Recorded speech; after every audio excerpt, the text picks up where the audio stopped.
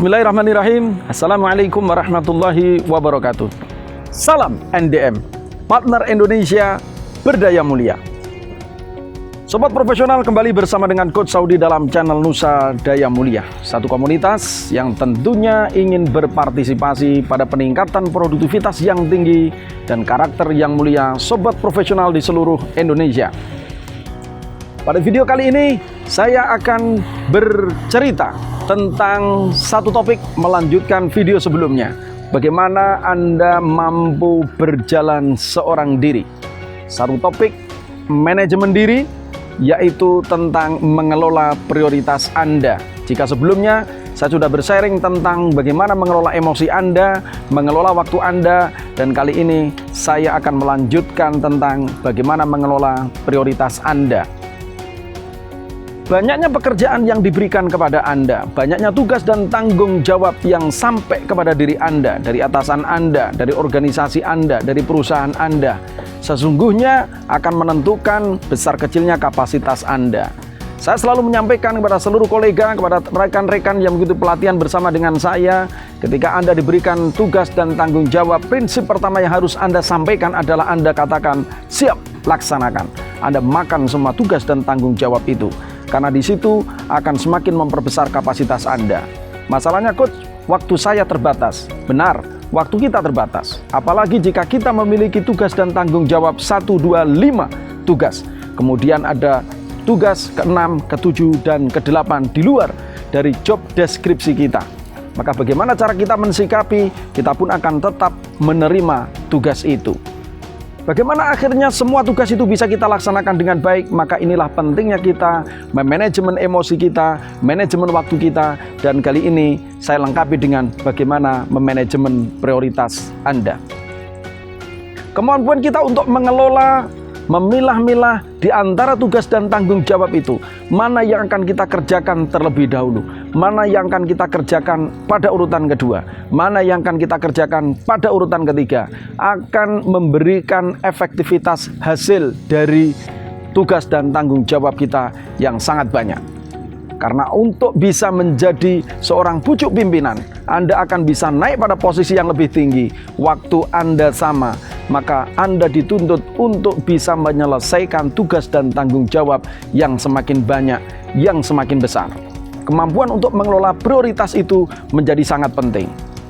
Beberapa kaidah dan prinsip dalam mengelola prioritas Anda, saya sampaikan kepada Anda adalah yang pertama, bahwa prioritas ini Anda harus pastikan prioritas penting dan mendesak adalah prioritas pekerjaan yang satu.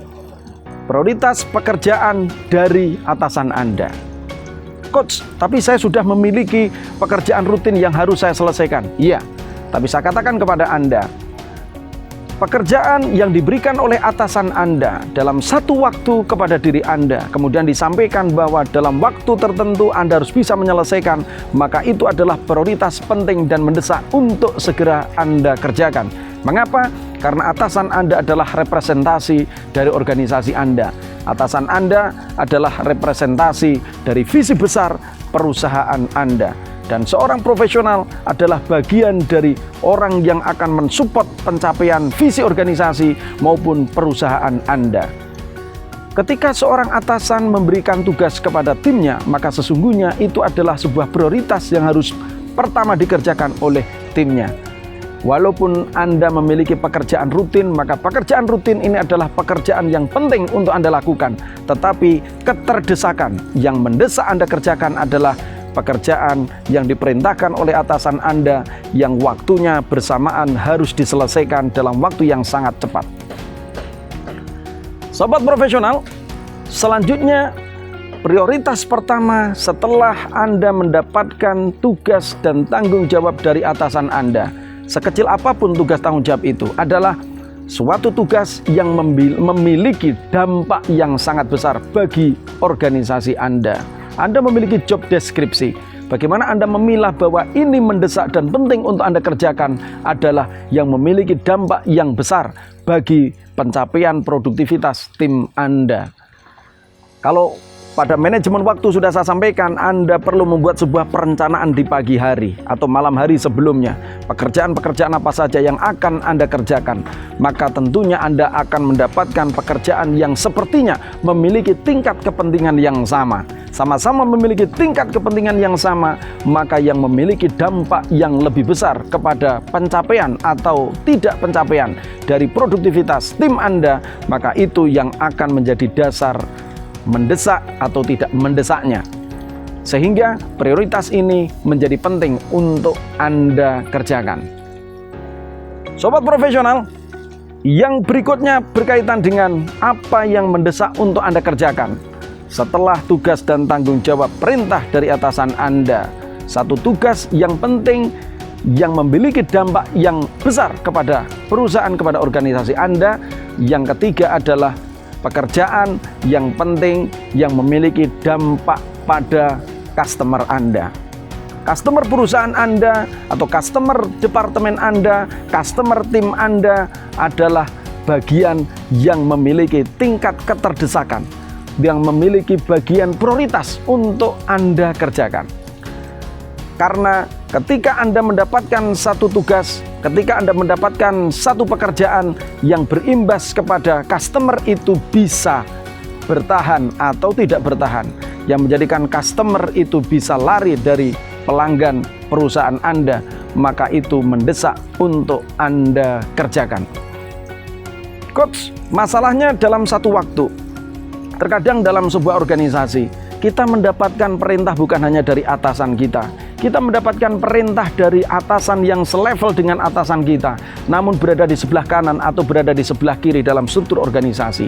Bagaimana cara kita mensikapi? Atau bahkan dalam satu waktu, ada atasan dari atasan kita yang mengerjakan, memerintahkan kepada kita untuk mengerjakan sesuatu dan diberikan waktu yang sama untuk menyelesaikan.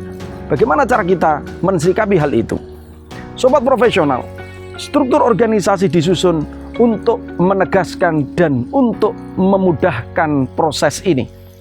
Ketika atasan Anda, Bapak A, kemudian atasan dari atasan Anda, Bapak B, kemudian ada atasan yang lain yang selevel dengan atasan Anda, Bapak C, dan Bapak D yang berada di sebelah kiri, dalam satu waktu memberikan perintah yang sama, maka yang tetap Anda dahulukan adalah atasan Anda, Bapak A.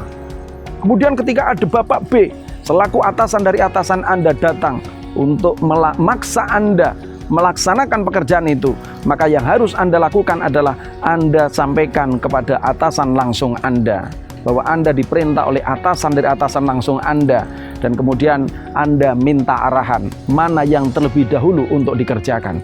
Dan mestinya atasan Anda akan memberikan arahan kepada Anda, apakah tetap mengerjakan apa yang diperintahkan kepada Anda, ataukah akan di nomor sekiankan, kemudian akan memprioritaskan apa yang diperintahkan oleh atasan dari atasan Anda. Sobat profesional, waktu yang kita miliki sesungguhnya akan lebih sedikit dibandingkan dengan tugas dan tanggung jawab yang akan kita kerjakan. Oleh karena itu, kemampuan kita untuk mengelola prioritas ini harus selalu simultan terus kita lakukan. Bukan hanya pada satu waktu, tapi juga pada setiap waktu Anda. Karena kemampuan kita untuk melakukan satu pekerjaan dengan prioritas yang sudah kita tentukan akan mampu menyelamatkan tanggung jawab kita dengan waktu yang serba terbatas. Ingat bahwa ketika kita mampu menyelesaikan 20% dari pekerjaan yang memiliki tingkat kepentingan yang besar, maka akan mampu menyelamatkan 80% tanggung jawab yang lain. Prioritas ini akan memberikan jalan kepada kita. Karenanya kita butuh sebuah alat, kita butuh sebuah diagram. Kalau kita bagi, ada pekerjaan yang sifatnya penting dan mendesak, harus segera kita lakukan. Ada pekerjaan yang penting, tapi tidak terlalu mendesak. Ada pekerjaan yang tidak penting, tapi mendesak untuk kita kerjakan. Dan ada pekerjaan yang tidak penting dan tidak mendesak. Maka tentunya prioritas pertama adalah pekerjaan yang penting dan mendesak. Dan setelah itu selanjutnya adalah pekerjaan yang tidak penting tetapi mendesak. Dan yang ketiga adalah pekerjaan yang penting tapi tidak mendesak, barulah yang terakhir tidak penting dan tidak mendesak.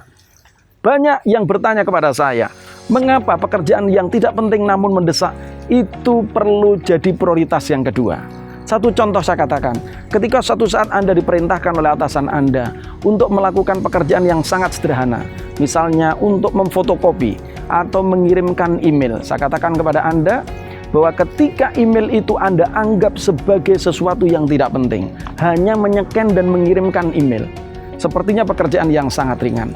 Tapi ini adalah pekerjaan yang mendesak untuk dilakukan. Kenapa?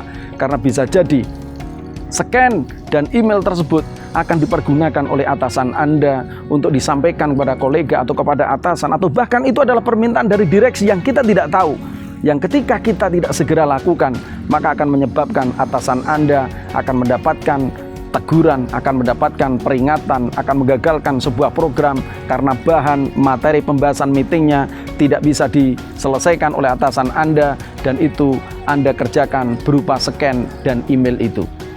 Barangkali tidak sampai kepada Anda, namun saya sampaikan bahwa ini adalah prioritas yang mendesak.